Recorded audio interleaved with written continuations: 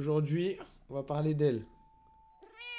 Oui, on va parler de toi. Connaissez-vous l'un des antistress les plus puissants pour nous? Oui, évidemment, tout le monde sait que c'est le ronronnement. On dit des chats qu'ils ont cette vie. Pour Aloé, ça a été vraiment le cas. Alors je vais vous raconter son histoire et comment elle s'est retrouvée chez nous.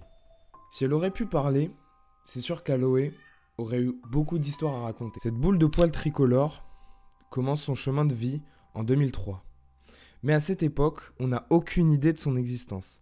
Elle a été pendant plus de 10 ans avec 2 ou 3 autres chats, les compagnons de l'un de nos voisins. Début 2014, première fois qu'on commence à voir assez souvent dehors les 2 chats du voisin, Aloé et Alumine, qui rôdent dans notre jardin. Pour vous les décrire rapidement, on a d'un côté Aloé qui est une petite chatte tricolore à poils longs, donc vous venez de la voir juste là, et Alumine qui est une chatte siamoise plus balèze qu'Aloé. Vers fin 2014, on apprend que le voisin part en maison de retraite. Donc Aloé et Alumine étaient à la rue et elles devaient se débrouiller. Depuis cette période, on donnait de la nourriture aux chattes. Ma mère avait même fait une lettre pour tenir au courant notre voisin que nous nous occupions bien des 2 chattes. Mais du jour au lendemain, plus de nouvelles. Les chattes n'étaient plus là, comme volatilisées. Ma mère, en rentrant un soir, entendit venant de la maison maintenant abandonnée de notre ancien voisin, des bruits dans le toit, comme si quelque chose poussait juste en dessous les tuiles du toit. Et cela se reproduit plusieurs jours d'affilée, jusqu'à faire monter l'inquiétude, et un jour, quasiment 2 semaines plus tard, des miaulements venaient de là-haut. C'était Aloé. Alors ma mère, paniquée, appela rapidement les pompiers pour aller chercher Aloé, qui était au final bloqué dans le grenier sous les tuiles du toit. Les pompiers ont dû sortir la grande échelle et briser une fenêtre pour rentrer dans la maison et récupérer Aloé en piteux état. Elle fut miraculeusement sauvée par les pompiers grâce à l'appel de ma mère, car un jour ou 2 de plus, elle aurait succombé à son manque de force et à sa fatigue. Pour vous la décrire un peu physiquement, elle avait la peau sur les os, déshydratée, mais surtout le museau à vif, avec plus aucun poil dessus, tellement elle essayait de s'échapper en poussant avec son museau contre les tuiles du toit. Donc son nez était tout effrité, totalement, il n'y avait même plus de poils en fait. Comment elle s'est retrouvée bloquée là? Mystère. Nous n'avons aucune idée de comment elle s'est retrouvée bloquée en haut, surtout qu'elle connaissait la maison par cœur, vu que c'était là où elle vivait. C'est comme si quelqu'un avait essayé de l'enfermer, mais la maison est inhabitée. Donc bizarre. Suite à ça, nous avons pris soin d'elle pendant plusieurs mois, histoire qu'elle reprenne des forces.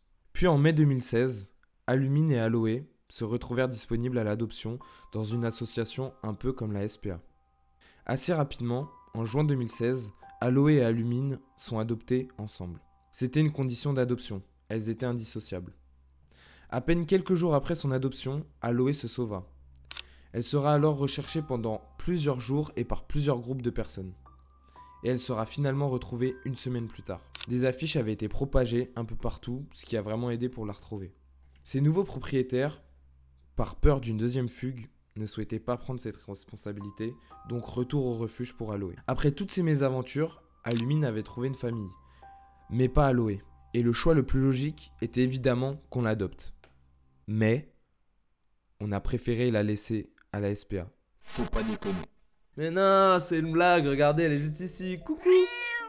Coucou. Voilà, dis coucou. Tu dis coucou? Tu dis coucou? Elle veut pas dire coucou. Bon, on la laisse.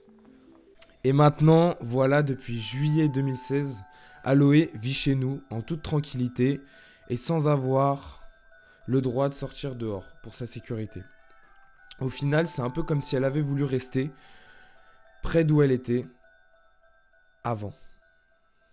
Et le destin l'a fait rester chez nous. Moi, je trouve ça beau. Je sais pas ce que vous en pensez.